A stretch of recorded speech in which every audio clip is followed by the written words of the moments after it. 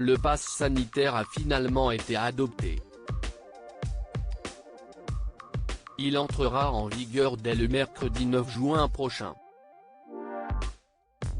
Ce document, sous la forme d'un QR code sur l'application Tous Anti-Covid, téléchargeable en format papier ou sur portable, permettra d'attester que vous êtes vacciné contre le Covid, que vous avez eu un test PCR ou antigénique de moins de 48 heures ou que vous êtes immunisé après avoir été testé positif au Covid-19 il y a plus de 2 semaines et moins de 6 mois.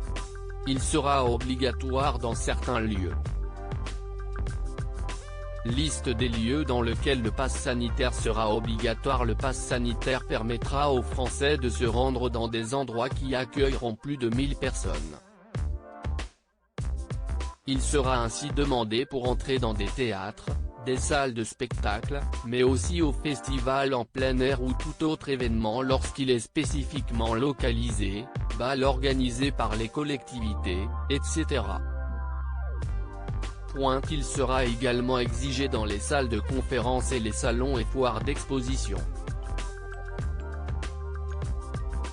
En ce qui concerne le domaine sportif, les stades, établissements de plein air et établissements sportifs couverts sont également concernés par ce dispositif.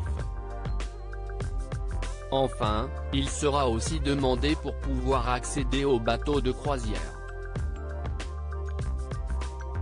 En revanche, le pass sanitaire n'est pas obligatoire pour accéder aux lieux de travail, de culte, d'enseignement, dans les grands magasins ou encore les services publics. Même chose pour les musées, les cinémas, les zoos ou encore les bibliothèques, qui ne sont pas concernés par ce dispositif. Les vacanciers peuvent également se rassurer, le pass sanitaire ne sera pas exigé pour entrer dans les hôtels, campings, établissements thermaux et autres lieux de villégiature quelle que soit leur capacité d'accueil.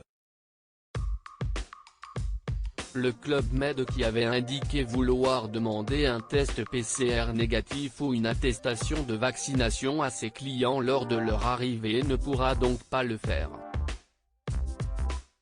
Le pass sanitaire ne peut s'appliquer qu'aux cas définis par la loi et tout autre usage est illégal, a souligné Cédric O, secrétaire d'État chargé de la transition numérique, dans les colonnes du Parisien.